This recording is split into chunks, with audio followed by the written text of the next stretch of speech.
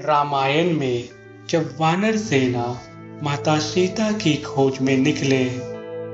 और जब यह पता चला कि माता सीता समुद्र उस पार लंका में है, तब यह बहुत बड़ा प्रश्न सामने आया कि कौन शीघ्र अतिशीघ्र समुद्र उस पार जाकर माता सीता का पता लगाकर वापस आएगा। सभी वानर सेना एक और चर्चा कर रहे थे जिसका कोई हल नहीं समझ आ रहा था, तो दूसरी ओर हनुमान जी खड़े होकर असहाय भाव से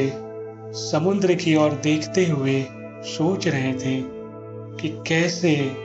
वो इस समस्या का हल निकाल पाएंगे और किस तरह से वह अपने प्रभु श्री राम जी की सेवा कर पाएंगे।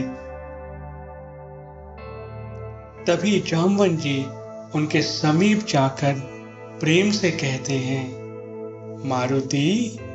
याद करो अपनी सारी शक्तियां,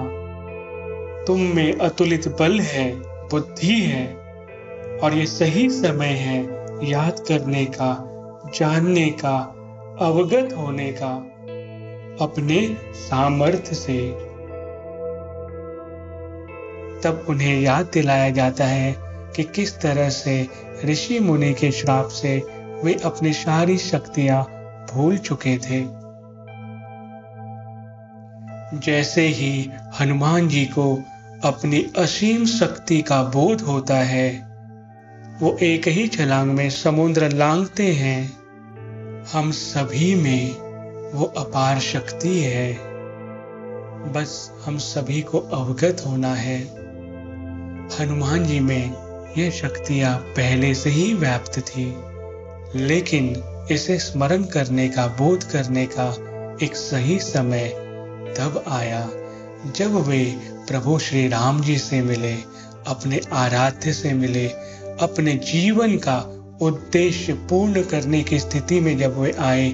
तब ही उनको उनकी शक्तियों का स्मरण कराया गया। वैसे ही हम सभी को अपने परम सत्य से जुड़ने का समय है, अपने आराध्य से जुड़ने का समय है, अपने जीवन के उद्देश्य से जुड़ने का समय है और अपने भीतर के असीम शक्ति से अवगत होने का समय है। आइए हम सभी हनुमान जी से प्रार्थना करते हैं कि वे अपनी शक्ति, अपनी भक्ति, अपनी बुद्धि का एक अंश ही हमें दे दे, ताकि हम सब स्वयं को जान सकें।